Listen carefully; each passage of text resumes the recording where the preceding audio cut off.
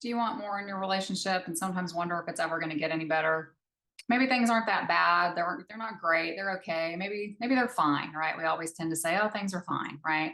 But maybe you've been going through the motions for a long time, but you just don't feel connected. I mean, you have a good life, you have a nice house, you have a nice car, you have all the things, you have a good family, you've got great kids, you've got good friends, and you feel like, I just have to figure out how to be happy. I should just look at the positives, and I just need to be okay with that. But maybe the problem is that just isn't happening for you.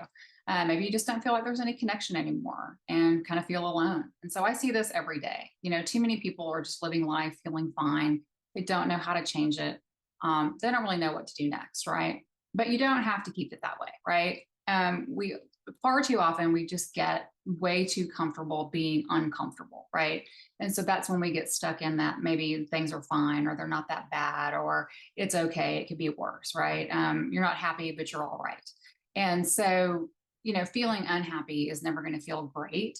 But it is easy. It's easier than the fear of the unknown, because doing something that we already know how to do, even if we don't love it, that feels safe, right? And it is easier than the fear of the unknown of having to make change, learn how to do things differently, take chances in the relationship, maybe really go all in, see if it's something that you're going to be able to make it work, or maybe if you have to leave.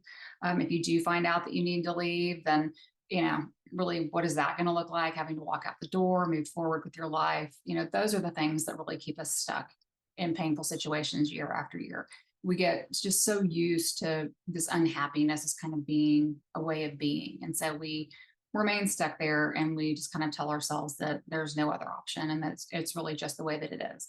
But it isn't just the way that it is. It doesn't have to be that way. And we don't have to stay stuck in that place feeling like there's no options. So if you want to find another way, you just need to find somebody that can help you get there and help you figure out what steps that you can take, how you can do things differently in the relationship, and see if you can start seeing the changes that you want to see.